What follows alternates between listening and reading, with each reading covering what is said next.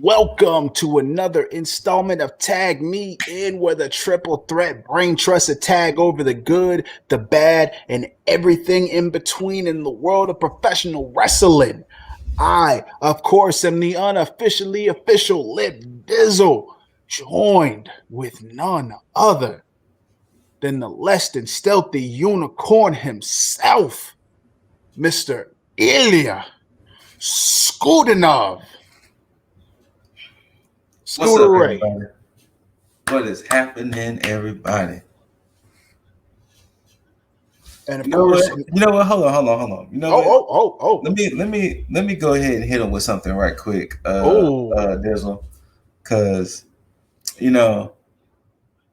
when our heartthrob decides to jump in, he jumps in. But until then, ladies, you'll be fine. Your heartthrob is coming. I got to get something off my chest. Oh. And it is going to mainly lead into NXT. Okay. Since these last releases and since these reports have came out, they kind of fucked NXT up for me. NXT doesn't feel right to me now, because now you making me feel like, oh, these guys are just developmental. And to me, when you're saying that, you're basically saying, oh, these guys are expendable. Yep. Then you want to start going to this new style of the big man and nobody in their 30s debuting and no small guys and things like that. It just... Oh, wait, hold on. So don't you worry. Your worries have been completely quelled, because the man of the hour, the minute, the second, the day, the week, the month, the year, the decade, the century, the millennia, Mr. Jaeger Bombastic, so fantastic that he only made you wait to get a slight heart attack. Bam. I mean, hopefully it doesn't get listed as a COVID reason, but that might be polarizing to us. But I could not agree with you more there, Scoot. It's like this under 30, 200 pound plus, 6 foot tall, like.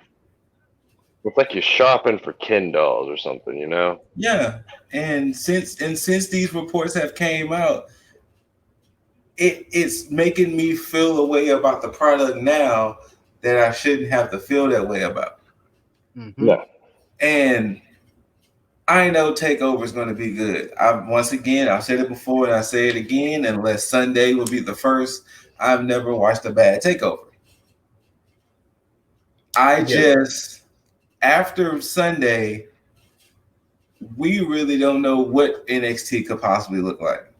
And thank you, because that's to piggyback off of that, because that's one of the issues that I'm having, is the fact that when that report came out that stated that the changes to NXT are going to happen after TakeOver, it's hard for me to watch NXT for like the past 2 weeks without thinking that, hey, does any of this shit even matter right now? Mm-hmm. Because that's exactly why. And no offense to NXT or any of the current talent, but I got to be honest, folks. I have not watched this week or last week for NXT, just because I don't want to watch the train come to that wreck, as I gave a metaphor for last week. I don't need. I don't. I know it's not going to be pretty. It's not going to be nice. It's going to ruin one of my favorite brands. And I mean, begrudgingly, it's a WWE brand, but it still put out amazing content and amazing talent. Yep, I absolutely. just don't want to see it go. And I don't like, aside from TakeOver, I don't want to participate in what will be the demise, especially after what you just said, that apparently these effects are going in to effect after TakeOver. Mm-hmm. That's the rumors. I was hoping it would be a slow build to that, like something Hmm. that like I could actually like watch the transitions being made. But if you're talking about like it's just flipping a switch, what does that mean for the talent that's currently there that's over 30 and under 200 pounds or not 6 feet tall? Like, what does that mean for Johnny Gargano? What does that mean for Kyle O'Reilly? What does that mean for a lot of people? A lot of Yeah. people, exactly.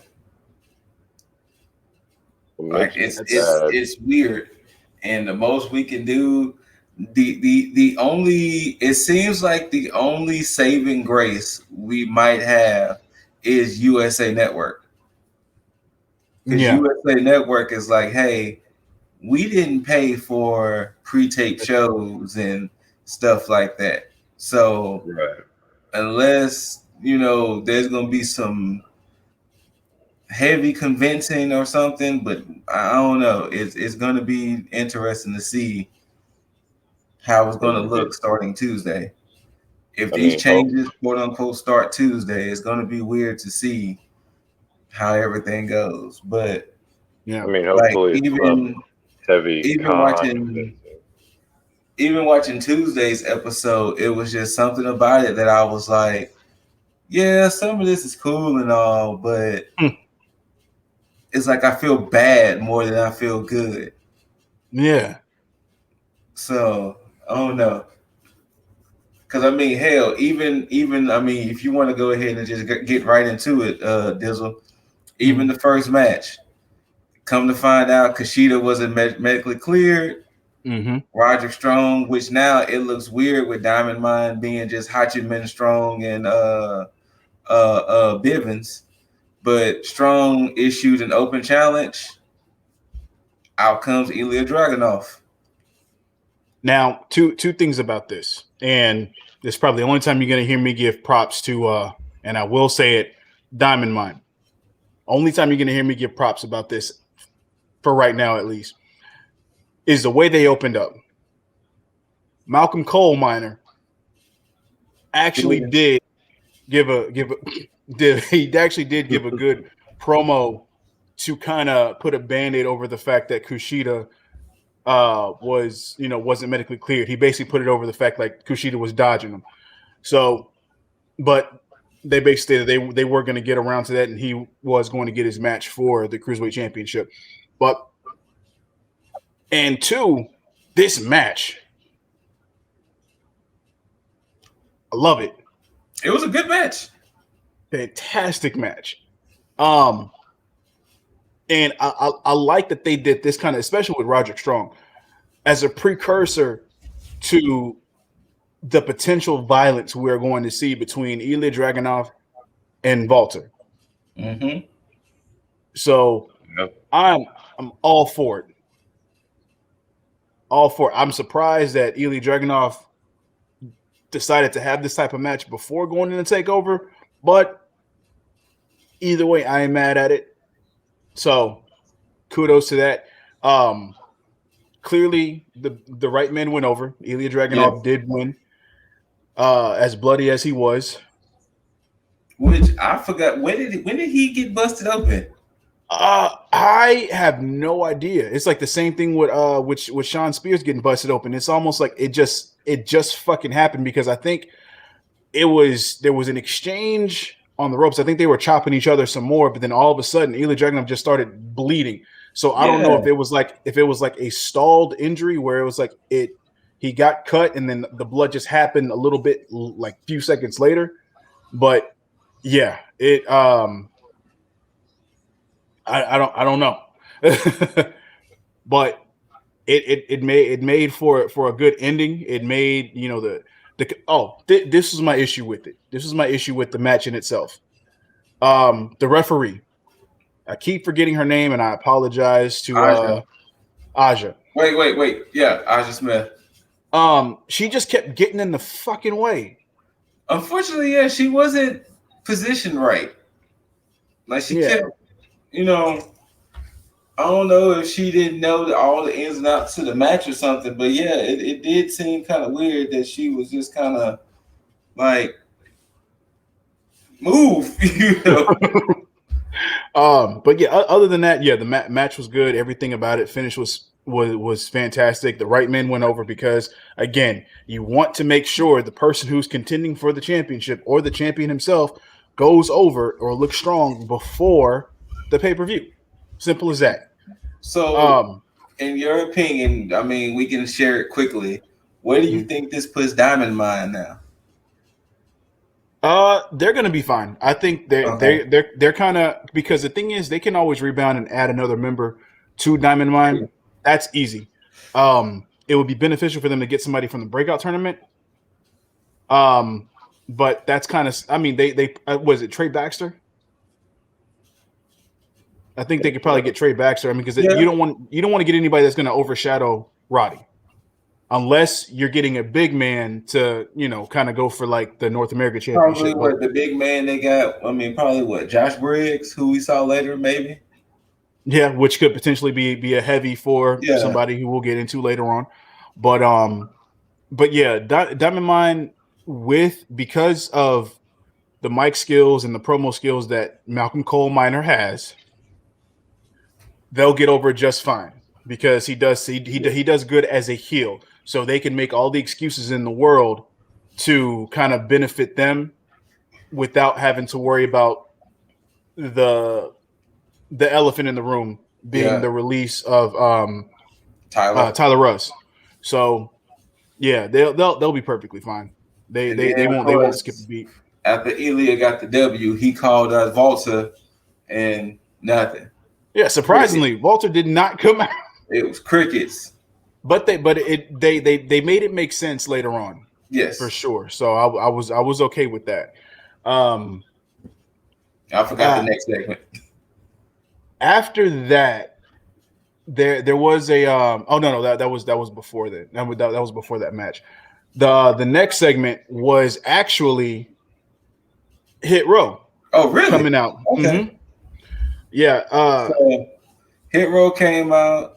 And they was like, you know, fam, you took my grill. I burned your mask. You know, what we doing, Santos? What we doing? And then Santos appears on the screen and was like, Swerve, I'm out here in the parking lot. It's just me. No Joaquin, no Mendoza. It's just me. I understand me taking this was disrespectful. Just come out here and get it. Mano a mano. Leave your boy, leave your peeps in the ring. I don't have nobody. So Swerve is like, bet. And then Hit Row was like, Swerve, what are you doing? Like what is you doing? And he goes out there. He takes about 3 steps towards Santos and gets jumped by Mendoza and Wild. So he starts to fight all 3 of them off.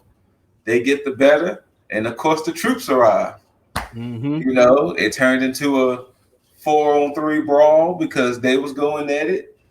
And then eventually B-Fab grabbed a pipe from somewhere and started just teeing off on Legado, which I thought at that point they was going to introduce, because many people think that what's her name should join Legado.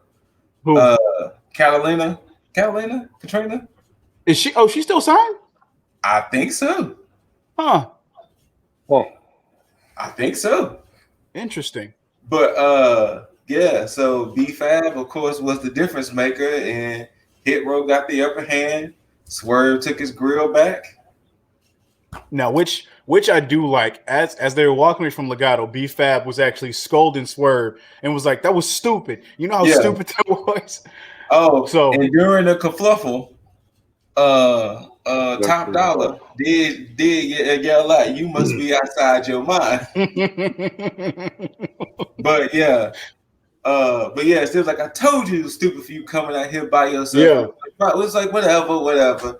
And then during the process of another match, they did announce on Tuesday it'll be a 6-man tag between Hit Row and Legado. Mm-hmm. Yeah. and the match that happened in was the Cameron Grimes and Josh Briggs match, which there was a segment prior to that where LA Knight was working out at the Performance Center. Of course, you had a lot of the guys in the breakout tournament in the background working out as well. And after LA Knight had Cameron Grimes wipe the sweat off his forehead, he was saying he's going to miss all of this, but it's going to be fantastic having Ted as his butler after he beats him. And he said, matter of fact, hold on. And then he walked and he saw Josh Briggs working out in the back. And then he walked up to him and said, you know what? How would you like to make 10 grand? I give you $5 grand now, $5 grand after the match. All you got to do is beat up on Cameron Grimes in the ring. So Josh Briggs says, hey, I usually beat up people for free, but bet. So he said, you got a deal. And of course, that match was set up. And then we had, and again, still having Cameron Grimes come out in that damn Butler outfit to wrestle. This match, again, makes sense because it's, you want to have the heel LA Knight. Hold on. Before that, Ted did come out to go on commentary, and then LA Knight joined on commentary too. So you had all of that. And then Ted was like, well, since you're so confident in Briggs, how about this? Double or nothing, 10 grand. Cameron Grimes win this. And then LA Knight was like, all right, bet, you're on. Which more kudos to LA Knight for just looking like a fucking star, period. Yes. Like he is complete. But again, Ted DiBiase, he's lost a few steps, nothing against him, but it's just him on the mic commentary, he just feels a few decades back as far as some of his comebacks and everything. Like he's trying to think of what to say and it's not coming fast enough. But it's all good because he's when he's good, he's good. But then when he's off, he's definitely off. But clearly, Cameron Grimes wins this. Cameron Grimes wins this. But he's still kind of. Wait, did he? No. That was the I think the. Now was this a show? Yeah, segment after. Okay, so I was right. It felt like it was like a remember Grimes got beat up after the match. Okay, yeah, so then that was right. Yeah, Grimes got beat up after the match, and then there was another segment later on where it was in the training room. Was in the trainer's area getting checked on, and then Ted goes back there and basically was like, well, you know what? Maybe you might not be the $1 million champion I thought you was. He was playing the reverse mind games. And of course, we got the old Grimy back. Grimes got pumped up and he hit the catchphrase we haven't heard because he was like, after Sunday, when I win that $1 million championship, I am taking it to the moon. Yep. And then I think he stripped all the clothes off and everything. He ripped off the shirt, which, by the way, he ripped off the shirt with every button popping up, which a lot of people just can't do. But he did that shit perfectly. Good shit, Grimes. And after Grimes walked off all fired up, Ted was back there like, yep, that's the man I was looking for. Get your laugh. So. Not to cross shows, but when Ethan Page and Scorpio Sky jumped Murder Hot Monster. Ethan Page, as y'all saw, Ethan Page kind of ripped his shirt open in a similar fashion. Yes, I did happen to catch a couple of buttons flying in my general direction. Oh shit! Really? I mean, they landed in like the section or two in front of me, but it was just like, oh shit, those buttons definitely did pop off. Huh. Well, you know what? Excuse me. Good shit, Ethan Page. Right. But from there we get a segment with the remnants of the way, with a Austin Theory missing again, sign on the back. Y'all know where Austin Theory has been at, right? Nope. Oh, on main event. Yeah, he wrestled Odyssey Jones on main event. Has he been And Odyssey taking Jones won. L's? Yep. Which that had me thinking, did they fire Bronson Reed for Odyssey Jones? That would annoy me. Because technically the rumor was they fired Braun Strowman for Almost. Huh. So did they fire Bronson Reed because of Odyssey Jones? It's very much possible. annoy me. But it's not like you can't have both. Like that's just ridiculous. That's the thing. You can't, like, why can't you have both? You claim millions upon millions of dollars in profits. Very much. But there's no reason that you can't have both. No reason. That's true. So it's all good. Just make sure that you give Bronson Reed Miro. Now, all of this, when I talked earlier in pre-production, all of this was the highlight of the night for me. Oh, this segment, All of this, because Robert Stone comes out inspired by Steven Seagal, and he has a little fake ponytail, a fake braided ponytail added to the back of his hair. And of course, Camila comes out. Of course, you know they're all accompanied with Frankie Monet. Coming out to her music. Yeah, to her music. Index comes out, and they come out to Loomis's music, and Indy is trying her best to mimic Dexter and everything he does. And of course, God. If you've been paying attention to the storylines, there was a scene where during the entrance, Indy looks over there at Beth, and Beth is like, "Oh no, hold on, wait, before that, when they're walking down the ramp and they're both doing the stare, Indy averts her glance and tilts her head and starts looking at Dexter's ass as she's walking behind him. So he's focused and then walking straight with that icy glare, and her icy glare is on his ass. So wait, hold on. Before we get there was a conversation between Index and Candace and Johnny, and they was like, well, how did the date end up going? And then Indy was like, the date was fine and everything. And then the way that segment ended, Dexter had cake all over his face and everything. And then they was like, how was the cake and everything? And he was like, well, the problem is we couldn't really have much of the cake, but because Indy was she was like he had the pie, but then the cake was fine, but he had enough room for he got enough room for pie. Yeah. And then Johnny goes, wait, I looked over all that menu. There was all the menu pie.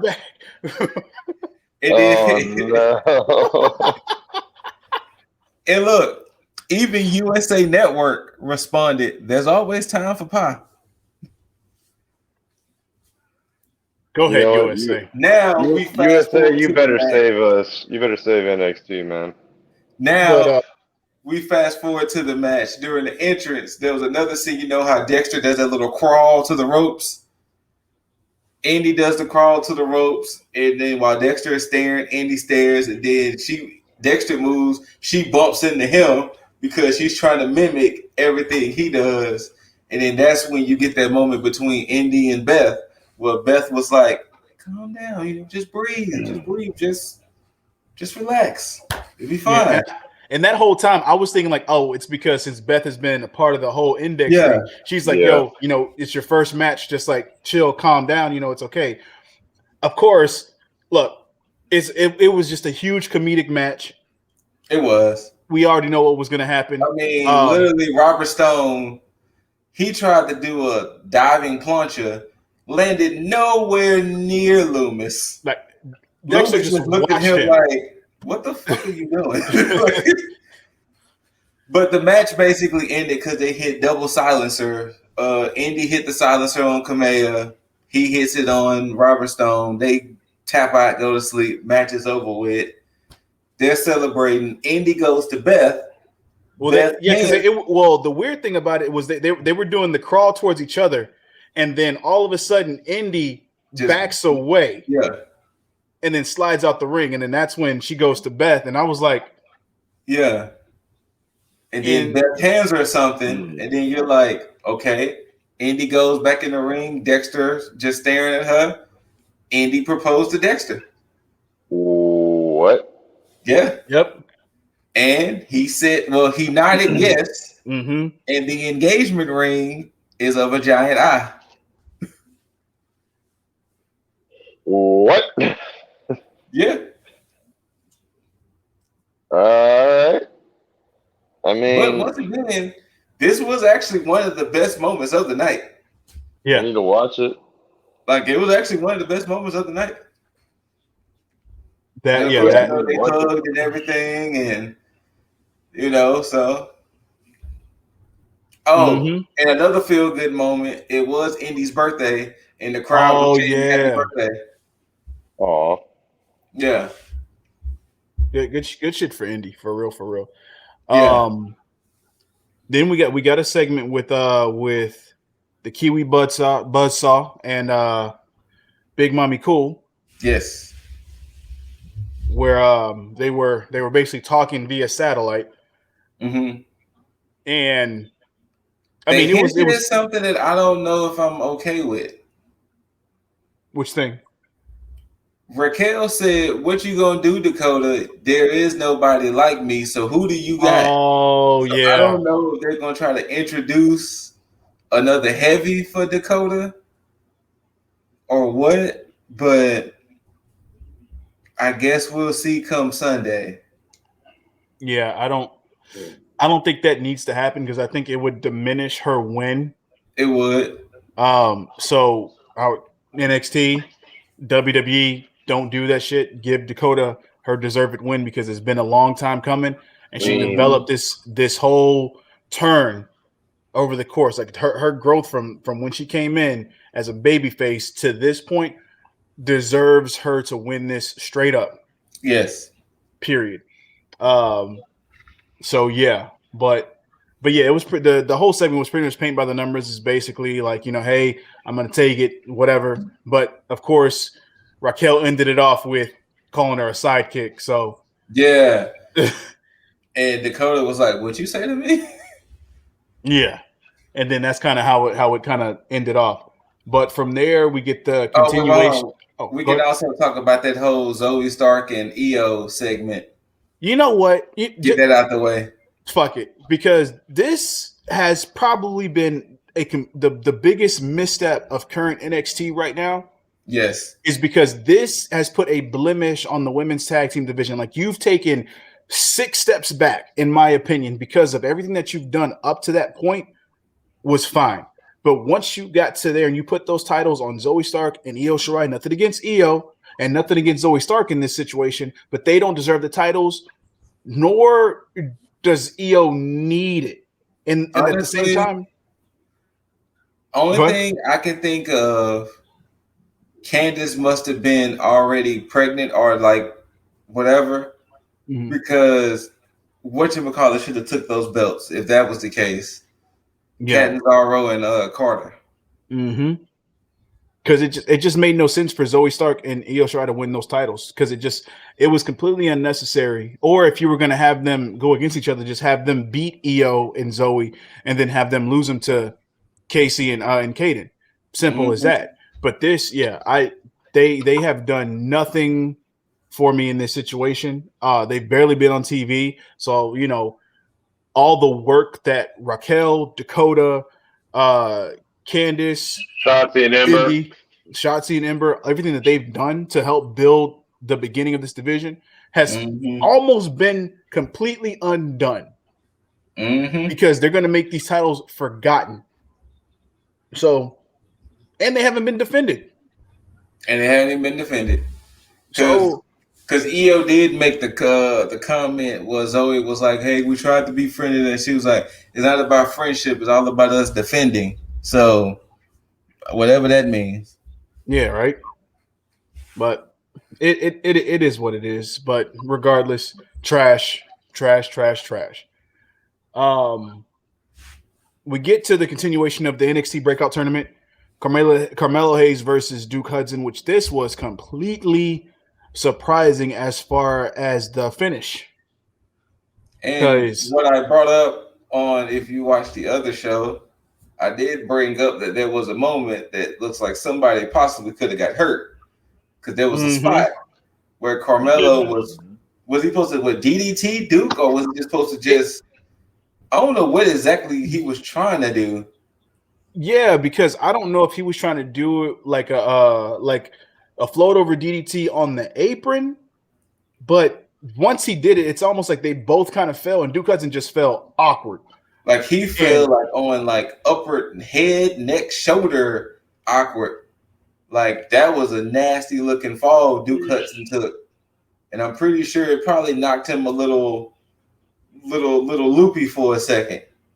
Yeah. And they did some more stuff after that, which I'm like, yeah, I don't know if that was stupid or if that was commendable for him finishing the match, but it was like, if that was the case, y'all did way too much if he was hurt after that. So way too much. But I mean, yeah, it was a good match. I mean, Carmelo Hayes really doesn't need this tournament in a sense, because to me, I feel like they've done enough for him up to this point outside of the tournament to actually have him be somewhat of, I don't want to say made man, but they have him on an upward trajectory as far as being recognized as somebody who deserves to be on the roster as a familiar face, rather. Yes.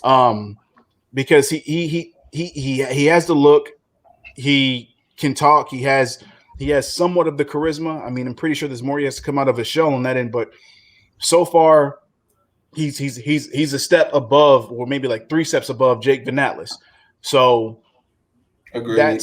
That's how I would look at it. But I maybe that's because of the bias that I have, because I wanted to see Duke Hudson and Odyssey Jones go at it. But hey, it is what it is. When they gave Carmelo Hayes his post-match interview, he did kind of a little turn there, because he basically said, they always say, from my video game fans, you can't complete the game until you beat the final boss. Yep. And then he said, plot twist, Odyssey Jones, I'm the final boss. And I was like, that's interesting. I like that. Yeah. So I guess he's gonna play the heel-esque in this finals, which is fine. Excuse me. And then of course Odyssey Jones comes out, and they had a little stare down. And next week will be the finals of the breakout tournament. Oh, so they're not having it at TakeOver? Nah, it's next week. Well, okay. I think they're not having a TakeOver because I'm pretty sure a lot of time is going to be dedicated towards Cole and O'Reilly. It is 3 matches. Yeah. Makes sense. Okay. Well, then from there, we had a backstage segment with Imperium, and basically Walter, actually, just like I said earlier, him basically making it make sense as to why he didn't come out there. He said, because it's not about Walter and Ilya. They're going to get their time at TakeOver. Right now, it's about Imperium, Martel Bartel, and Fabian Aichner. There we go. Getting their titles. Like, it's about them. So, and that's what we're focused on. Not only getting them titles, but if y'all don't win, it's going to be a little consequences and repercussions. Which I think is okay now, based on how everything kind of turned out. Yeah. But then of course we get the main event of the night, which is. Well, hold on, before we get that. Okay. We did get that one segment. Or was that last week? Which one? Wasn't there like a Pete Dunne segment, or was that last week I'm thinking of? No, that was last week. What they had, they did have a vignette for O'Reilly and Cole. That's what it was. Yeah, they had one of them video packages of Cole and O'Reilly, and so which basically setting them up. Which of course they're always good at that stuff. So they basically went through the whole like history of them having their matches up to this rubber match. Talked about the history of Undisputed Era. Had them talk for like a quick second, and then that was about it. JC Jane had a promo, or a little vignette. Oh, thank you. Okay, so what Gigi Dolan did, I'm perfectly fine with. Ever since ever since last week where Gigi Dolan came out to wrestle and JC Jane was out there with her and she was just doing the most on her entrance. Like that whole like walk and whatever she did behind Gigi Dolan just did not fucking work for me. I hated it. And then to do this little promo, it was like, I wish she would have did something different because I like her in the ring, but this just mimicked Gigi Dolan's thing. Like it had the same just like ambiance, it had the same cadence and everything. It's just I wish she would have done something a bit different, but with the same because I see what they're doing. They're trying to allude to like possibly a stable and probably maybe taking over as far as like the women's division. But I just wish she would have did something that spoke to like her because this just this screams mimic. Yeah. But yeah, it is what it is. Just keep it in the ring, JC. Keep it. Yes. Now we get to the main event. Absolutely. MSK did a promo. And they was like, "We getting tired of people saying we're this and that after we didn't beat GYV, after we didn't beat Ciampa and Thatcher, and we beat Legato. They was like, we're the champs for a reason. So we got to go out there and show Imperium why we the champs." And so be it. So indeed, this was actually a pretty good match. Yeah. Wesley won with a nice little line of his own. You know, shout out to Top Dollar. But Wesley, once Bartel had pushed him, he was like, "Oh boy, you strong." So, I was once that part happened, I was like, I mean, I'm always dialed into an MSK match, but at that point, I was like, all right, I'm entertained. Let's get to it. And whew, Wesley took some damage in this fucking match. Yes, he was basically Imperium's crash test dummy. They was like, okay, you know what? We're gonna try this, we're gonna try this, and we're gonna try that. He got clothesline, like he got folded with the clothesline. He got flipped and folded with the clothesline. He got tossed into the turnbuckle. He got tossed in general. And yeah, he just Then Nash Carter came in and help equalize some shit, but there was a couple times where I was like, oh shit, Imperium may actually take these fucking titles. Might take it. And then eventually Volta comes out and was like, fam, why haven't y'all won this match yet? Like, what is going on? Yeah, then he tried to distract the ref for a second, and then that's when I was like, oh shit, okay, they might actually take this. And then Ilya Dragunov comes out, and then he starts trying to take on Walter, but then Walter smacks his ass down like instant death for a second. But then MSK takes their win from that point, and then Wesley goes out to try to take on Walter, and then he gets smacked to death. And then Imperium proceeds to beat all three of them up. Yeah, especially Ilya.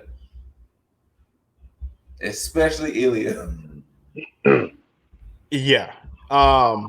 So Imperium looked strong going in. So you both had Ilya Dragunov looking strong in his match with Roderick Strong, and then you had Walter looking strong over Ilya Dragunov to end their whole segment for NXT TV. Which I wish that's where they would have ended it off, because the final segment of the show with Samoa Joe and Karrion Kross, it was a little not needed. It wasn't, and this allowed me to kind of see the issue that I'm having with Kross right now, is because the stuff with main roster and what the effects of it have done to him on NXT have diminished the imposing nature that he used to have on NXT. Because when this whole Joe and Kross thing was happening, when it first spawned, I was like, okay, I can't wait for this. But then the main roster stuff, the Jeff Hardy stuff, the Keith Lee stuff, then the removing Scarlett, even from NXT, it started to take its toll on the situation, and then it started to diminish Cross's character more and more and more to the point where I'm like, I look, I can't wait for this to be over. So it took something that I was anticipating to me just being like just let this be done. Do it Just put the already. belt on. Yeah, exactly. Just put the belt on Joe. Let us move on from this and then go on to something better because Of course, typical WWE fashion, they get into a kerfuffle. Security tries to break it up. They still fighting. They crash through the barricades like 2-3 times. And it ended with them finally crashing through the barricade again, and everybody was just laid out. So, and it was like, I guess. Yeah.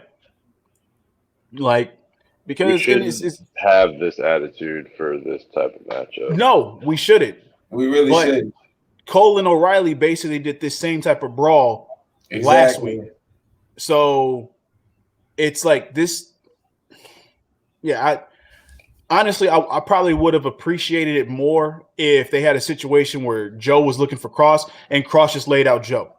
No big brawl, no nothing. Just have just leave it at that, because at least you can have Cross look strong going into this. But if you have them looking at as equals, then it's just like,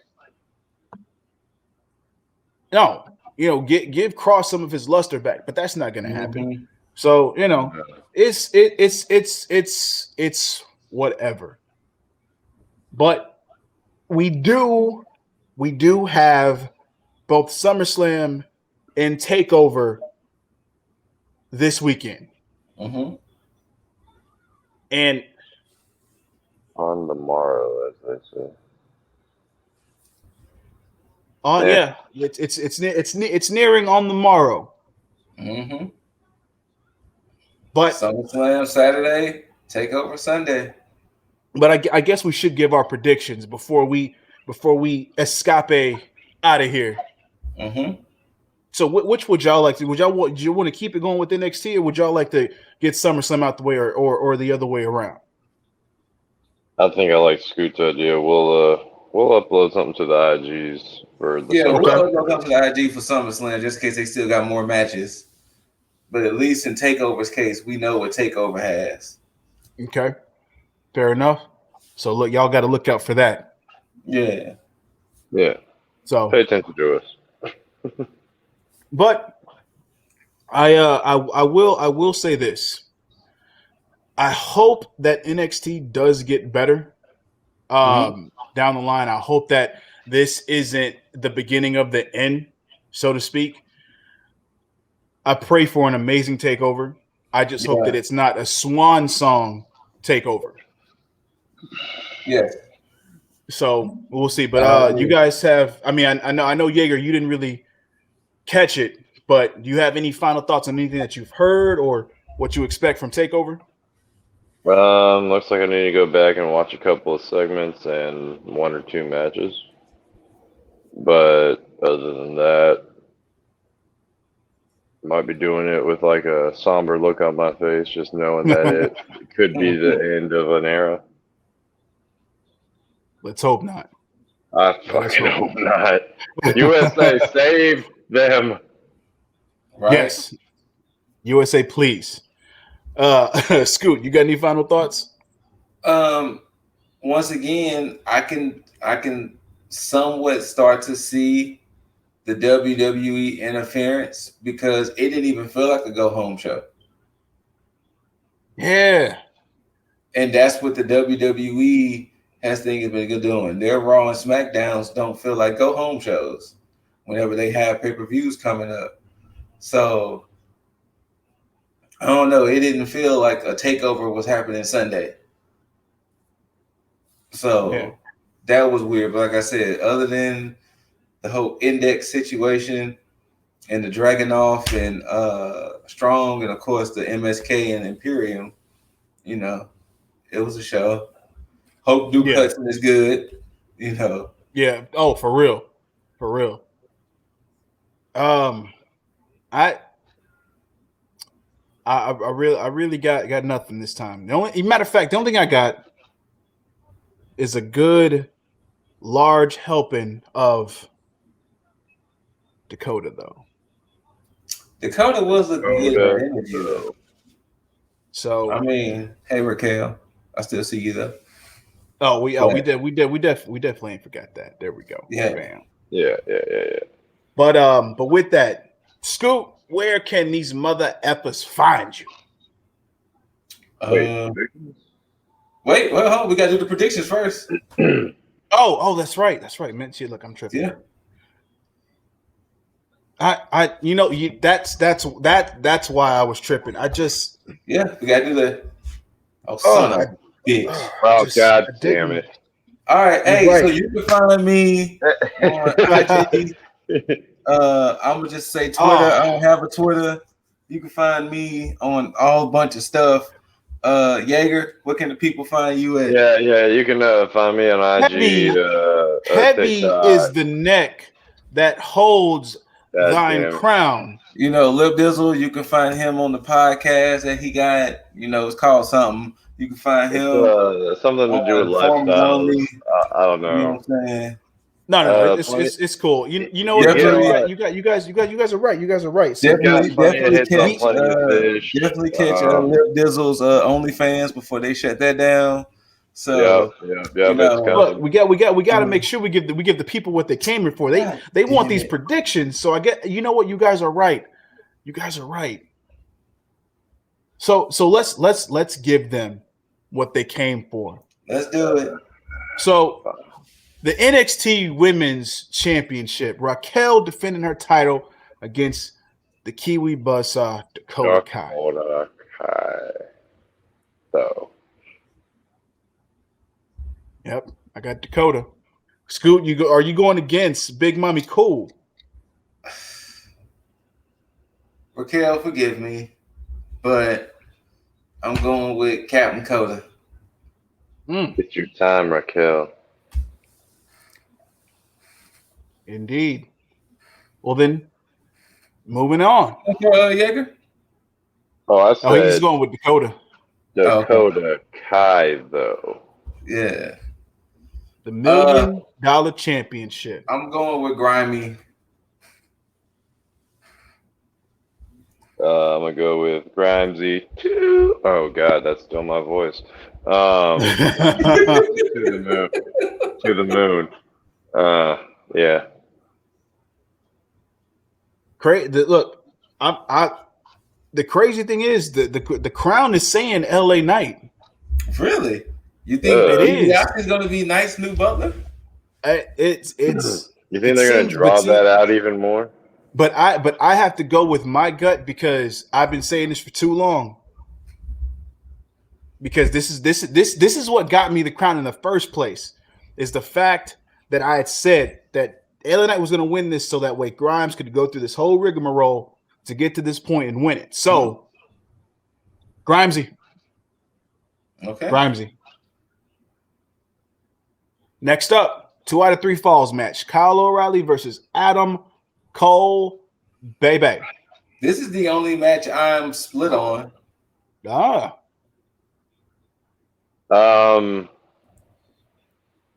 If Adam Cole is in fact on his way out, then Kyle O'Reilly wins. It really comes down to whether he re-signed or not. Actually, you know what? If he re-signs, then he's probably going to main roster. So I'm going to go with regardless. I think it's going to be Kyle O'Reilly. I kind of agree with you on this. I think it's going to be Kyle.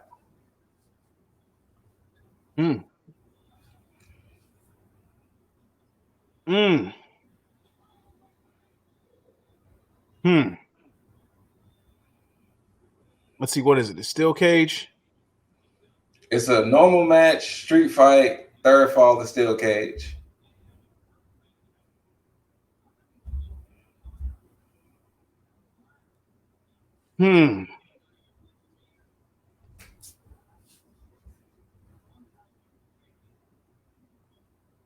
Kyle O'Reilly would be the logical pick in all of this.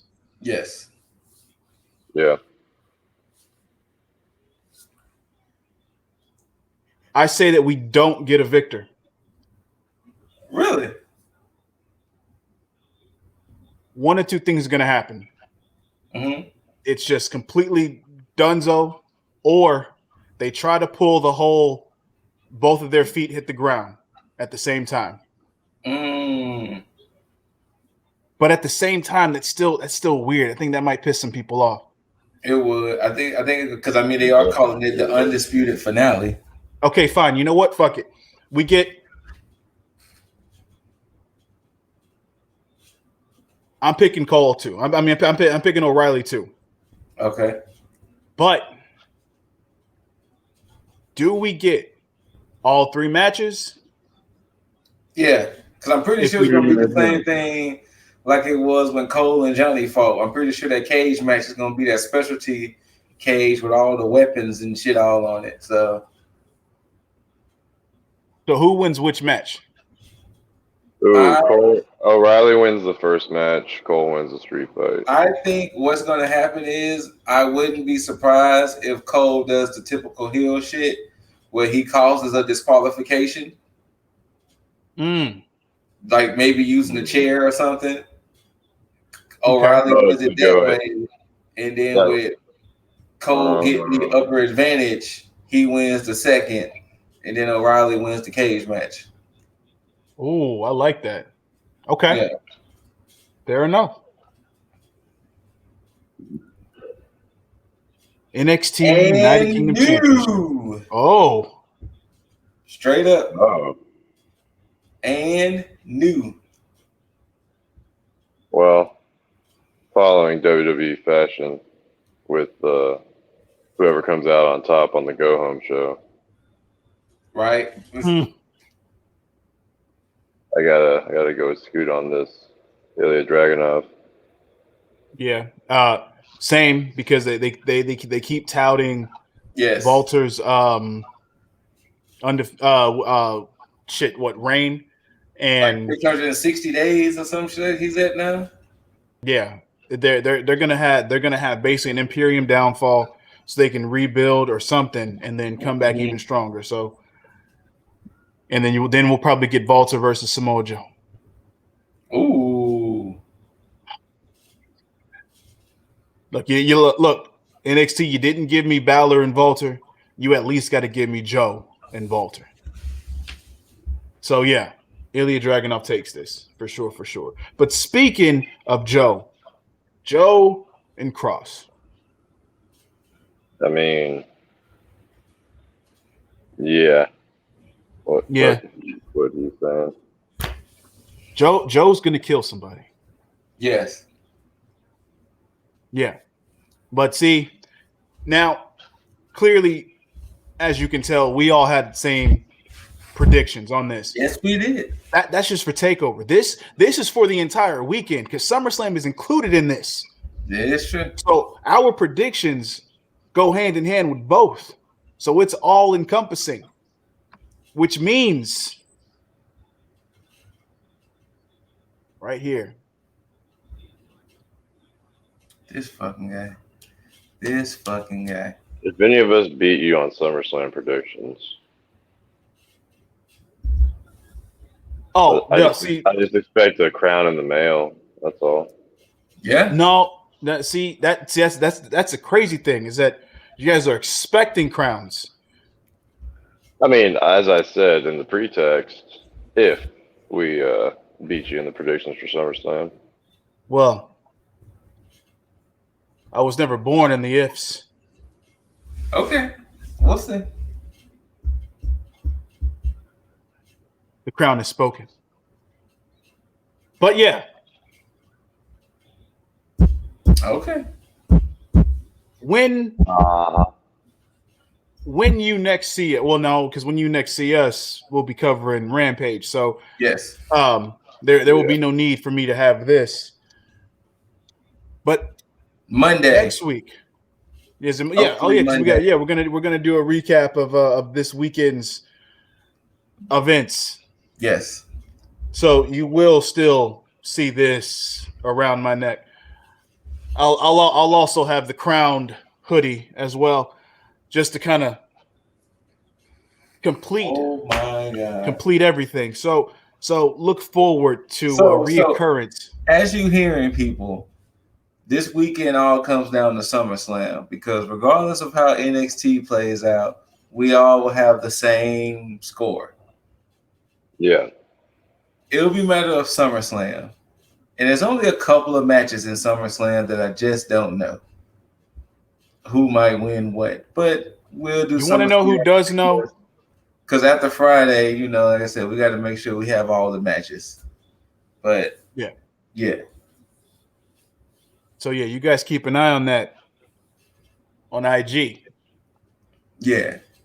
So, but anyway, Scoot, let the people know where they can find you. You can find me in those diamond mines. You know what I'm saying? We're trying to rebuild. Out here in these streets. One of our workers got released. So we're trying to rebuild. You know what I'm saying? We need a new strong candidate to come and help mine these diamonds. Oh, I'll be sending out resumes on IG, Twitch, YouTube, TikTok. If I gotta send resumes with the ninjas, I'll do that as well on the same platform. That was actually pretty good. Fair Plus enough. Anchor, Google, and Spotify. Sending out resumes because we need more people to help mine these diamonds so we can shine. So that's where you can find me recruiting in the mines. But since I'm down in my recruiting, I need peeps to go holler at Mr. Jaeger Bombastic. Man. Let you know where you can find him because I got to go get back to my recruiting. I mean, you can find me following Dead Canaries, looking for Tyler Rust. That's so dark. Hey, that's what I cover. But yeah. Other than that, you can if you see any Dead Canaries, you can shout them out to me on Instagram, TikTok. I mean, hey, if I'm gaming while I'm taking breaks, it'll be there on the Xbox and the PlayStations. But if I can't find anybody, or if I can't find any birds, and I'm feeling down about myself, where I can look to maybe lift up my spirits a bit. OnlyFans until October 1st. I mean, that might lift something up for some people. But I think you can ask this guy all about it up here. Yeah, not the OnlyFans, not the OnlyFans. The positivity. The positivity. I mean, OnlyFans might give people positivity. You know what I'm saying?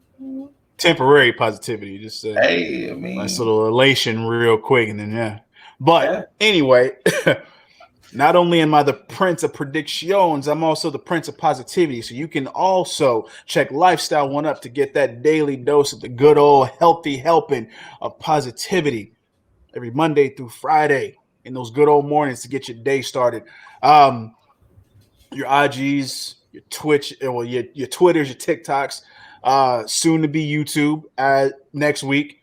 And then, of course, for shooting the shit, whether it be gaming, anime, comics, manga, whatever the case may be, go to Lip Diesley. Hit me up for all your recommendations of what I should read, play, watch, whatever the case is on your IGs, your Twitters, your Twitch, YouTube, TikTok, everything under the sun. Just not OnlyFans.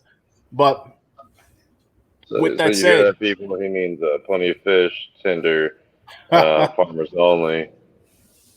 I think he's still even got an old Tumblr account. You can hit him up on. So he's somewhere.